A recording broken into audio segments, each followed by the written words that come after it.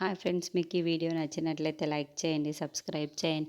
విష్ణు వాళ్ళ ఫ్యామిలీ ఇంట్లో నుండి బయటికి వచ్చేసి ఎందుకు ఇలా జరిగింది అని చెప్పేసి చాలా బాధపడుతూ ఉంటారు. ఇంతలో ధర వాళ్ళ అమ్మని తీసుకొని విష్ణు దగ్గరికి వస్తూ ఉంటుంది.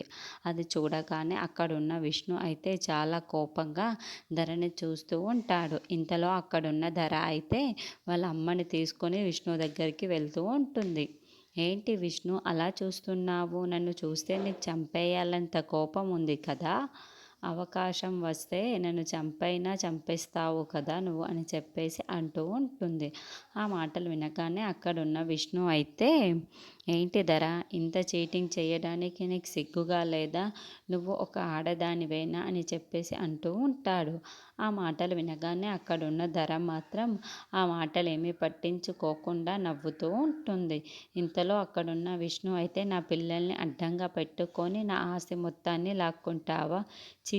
నీకు సిగ్గు అనేదే లేదు అని చెప్పేసి అంటూ ఉంటాడు.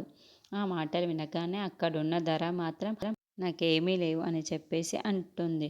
నీ ఆస్తి మాత్రమే నేను కోరుకున్నాను. నాకు ఆస్తి దక్కింది అంతే చాలు అని చెప్పేసి అంటూ ఉంటుంది. ఆ మాటలు వినగానే అక్కడున్న ధర విష్ణు మాత్రం, నువ్వేంటి ఇలాంటి దానివని చెప్పేసైతే తన మీదకి కొట్టబోతూ ఉంటాడు. ఇంతలో అక్కడున్న వాళ్ళందరూ కూడా తనని ఆపుతూ ఉంటారు. ఇంతలో అక్కడున్న ధర అయితే తన దగ్గర ఉన్న రివాల్వర్ని తీసి, ఏంటి విష్ణు, నన్నే బెదిరిస్తున్నావు అనుకుంటున్నావా అని చెప్పేసి అంటూ ఉంటుంది. ఆ మాటలు వినగానే అక్కడున్న రివాల్వర్ని చూడగానే ఇంట్లో ఉన్న వాళ్ళందరూ ఒక్కసారిగా షాక్ అయిపోతూ ఉంటారు.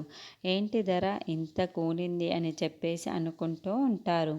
ఇంతలో అక్కడున్న ధర మాత్రం, నువ్వు ఇకపైన నా కాలు కింద చెప్పులాగే ఉండాలి అని చెప్పేసి విష్ణువుని చూసి అంటూ ఉంటుంది. ఆ మాటలు వినగానే అక్కడున్న విష్ణు అయితే ఒక్కసారిగా షాక్ అయిపోయి ధరని కొట్టబోతూ ఉంటాడు.